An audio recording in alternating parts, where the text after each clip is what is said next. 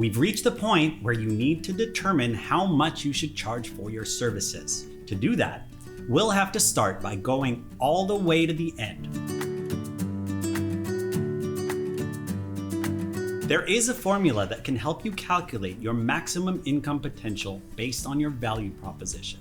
The only thing you need to do now is to find it. Obviously, it's not an easy undertaking, but understanding what your final goal is a great starting point.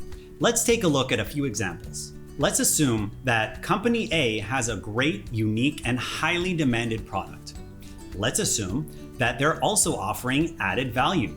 Their service is outstanding, and they're doing a great job advertising it. Their marketing strategy is aimed at a high-budget clientele, such as big, wealthy corporations. Company A priced its basic package at $5,000 per event with the certainty in mind that what they offer is worth the price their customers pay. Company B is not as confident with its own value proposition, whether it's because it doesn't fully understand its own value or because it just doesn't believe in its own services, so it'll set a number that doesn't necessarily adhere to its value proposition and driven solely by price.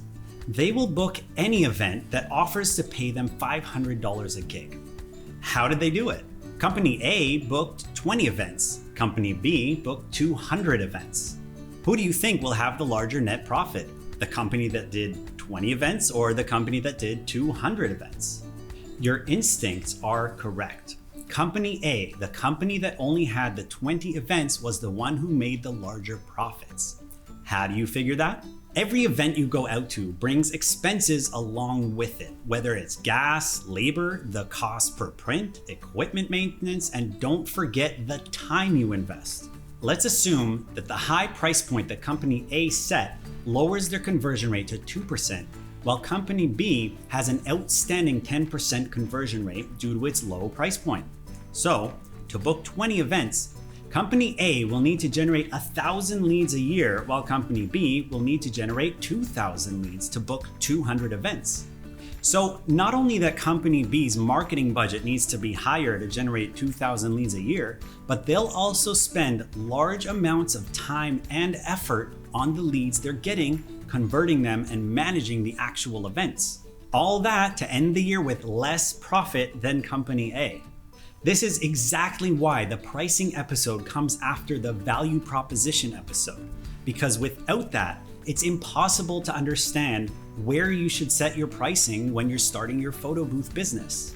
Now, before we continue on to the next episode, let's discuss two more important aspects of pricing: creating different packages and whether or not you should put your pricing on your website.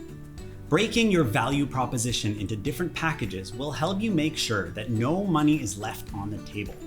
What a waste it would be if a company with a high budget willing to spend up to $10,000 on your services and absolutely loves what you have to offer will book you for only $2,000 because you failed to recognize the added value you could offer.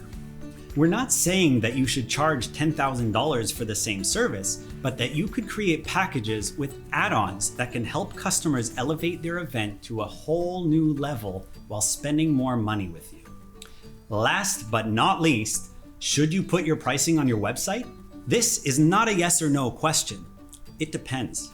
If you're getting large amounts of leads and you want to be able to easily filter through the ones that aren't relevant and focus on those that you can convert, putting the price on your website will help you. Advertising the price also creates a psychological effect of transparency and fairness.